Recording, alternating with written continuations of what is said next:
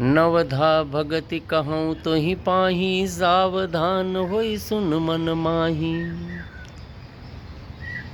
प्रथम भगति संतन कर संगा, दूसर रति मम कथा प्रसंगा। गुरुपद पंकज सेवा, तीसरी भगति अमान। चौथी भगति मम गुण गण, करहि कपट तजिगान। दो भक्तियों की चर्चा हमने पिछले 2 वीडियो में कर लिया है। संतों का संग पहली भक्ति है। भगवान की कथा में रति, लगाव, प्रेम, ये दूसरी भक्ति है। भक्ति का तीसरा प्रकार जो भगवान राम ने माता सबरी को बताया था, वो था गुरु पद पंकज सेवा, तीसरी भगति अपान। गुरु के चरणों की सेवा, ये तीसरी भक्ति होती है। पहली चीज़ तो ये देखना पड़ेगा कि हमारे ज़िंदगी में कोई ना कोई गुरु होना चाहिए। और एक चीज़ का और ध्यान रखना, गुरु कौन, गुरु कैसा बनाए। कहते हैं ना, गांव की कहावत भी ठीक है, पानी पिए छान के, गुरु बनाए जान के। जिसको देख करके आपके मन में श्रद्धा है, जो आपके जीवन को कहीं ना कहीं से चमत्कृत करे, जो देखने में दीर्घायु हो, सरल स्वभाव के हो, सिंपल लिविंग हो एंड थिंकिंग हाई हो, ऐसे लोगों को अपना गुरु बनाना चाहिए। बाकी सबका अपना अपना फील्ड है देखना, लेकिन गुरु बनाने में जल्दबाजी नहीं। अगर गुरु कोई आपको ना मिले तो हनुमान चालीसा में तो लिखा ही है, जय जय जय हनुमान गोसाई, कृपा करो गुरुदेव की नाई। तो हनुमान जी को आप अपना गुरु बनाएं, वो पूर्ण है। भक्ति मार्ग से पर बल बुद्धि विद्या अष्ट सिद्धि नवनिधि, इन सब चीज़ों से परिपूर्ण गुरु है।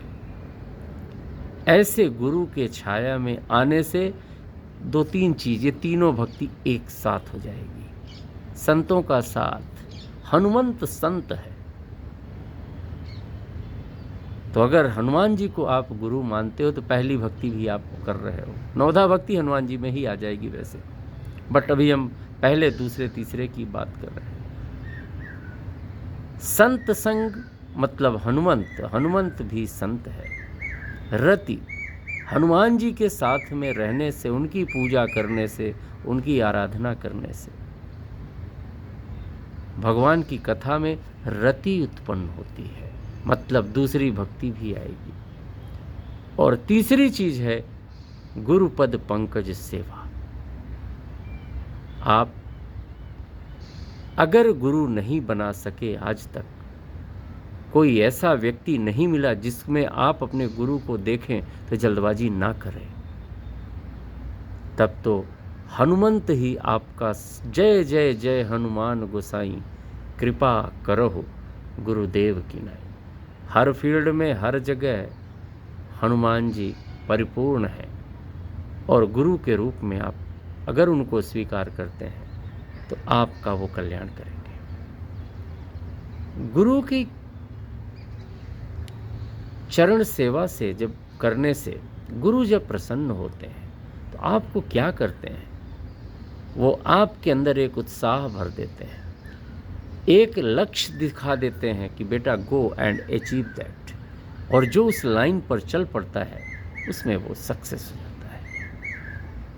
गुरु हमारे अंदर का की जो क्षमता है उसको देख करके बताता है कि तुम्हारे अंदर ये पोटेंशियल है, उसी चीज़ को वो क्रिएट कर देता है। कोई नेगेटिव चीज़ होती है, उस नेगेटिव थिंग को गुरु ख़त्म करता है और निश्चित रूप से बुरे समय में अपने शिष्य का वो साथ देता है। रामचरितमानस में एक कागभूषुंडी जी हैं, उन्होंने अपने गुरु की, मंदिर में रहने वाले गुरु की अवज्ञा की, उनको ड्यू रिस्पेक्ट नहीं दिया, और उनको ड्यू रिस्पेक्ट ना मिलने से पहली बार भगवान शंकर क्रोधित हुए और उन्होंने कागभूषुंडी को श्राप दे दिया। जब भगवान शिव का श्राप मिला तब वो गुरु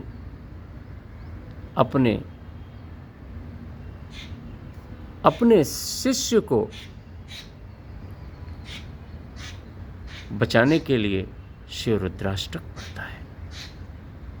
तो गुरु वही है, जब हम किसी स्थिति में संकट में हो तो हमारा साथ देते हैं। इसलिए गुरुओं के बारे में तो रामचरितमानस के पहले दोहे की शुरुआत ही इसी से है। वंदौ गुरुपद पदुम परागा, गुरुपद रज मृदु मंजुल अंजनि, नयन अमीय दृग दोष विभंजन, गुरु बिनु भव निधि तरय न कोई, जो बिरंच शंकर सम होई। तो जहाँ से हम कुछ सीखें वो प्लेस हमारे लिए फिर गुरु है, और उस जगह की इज्जत करना ये गुरु की सेवा है। गुरु के थॉट्स को आगे लेकर के चलना ये गुरु की सेवा है। और जो ऐसा करता है, और एक लाइन बोले, जो लर्निंग के लिए हमेशा तैयार रहे। गुरु क्या चाहते हैं कि उसका शिष्य लर्निंग करे, अच्छी अच्छी चीज़ों को सोचे। तो जो लर्निंग के लिए हमेशा तैयार रहे, वो कुछ नहीं है, वो गुरु की सेवा कर रहा है। और गुरु की सेवा एक भक्ति है। तो जब आप नए नए थिंग्स आप क्रिएट करते हो, मन लगा करके आप पढ़ रहे होते हो, कोई काम करने में जब आप कुछ एक कौशलपन लाते हो, तो वो गुरु की सेवा ही है। गुरु ने जो नॉलेज दिया, जो आप उसको बढ़ा रहे होते हो, वो गुरु की सेवा ही है। मतलब जब आप अपने आप को पोटेंशियली किसी ढंग से ग्रो कर रहे हो, अनीत के मार्ग पर नहीं, नीति के मार्ग पर समाज कल्याण का काम कर रहे हो, जिससे आपके गुरु का नाम आगे बढ़ रहा है, वो गुरु के पंकज की सेवा ही है। पैर दबाना बस नहीं कि पहले ऐसा था कि एक व्यक्ति, दो गुरुजी एक घर में गए, दोनों भाइयों के बीच में लड़ाई थी, गुरु को बांट लिए। बोले एक पैर मैं दबाऊंगा, दूसरा बोला एक पैर मैं दबाऊंगा, दोनों के बीच में गुरु ने बंटवारा कर दिया। थोड़ी देर बाद दोनों की लड़ाई हो गई। मान लो पहला वाला दायां पैर दबा रहा था, दूसरा वाला बायां पैर दबा रहा था।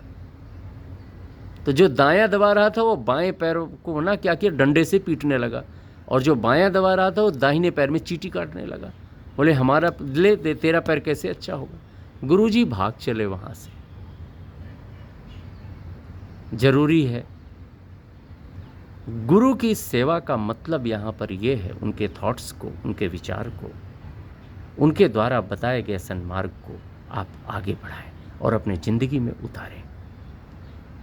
और ये एक भक्ति ही है। और ये गुरु भक्ति बहुत साधारण है, और ये ज़िंदगी में असाधारण प्रगति लाती है। इसीलिए मैंने आपको बोला है कि जल्दबाजी में गुरु नहीं, गुरु करो जान के, पानी पियो छान के। ये गांव की कहानी है, कहावत है। तो ये चीज़ थोड़ी सी ध्यान रखना है। अगर कोई गुरु ना मिले तो अपना हनुमंत बैठा है।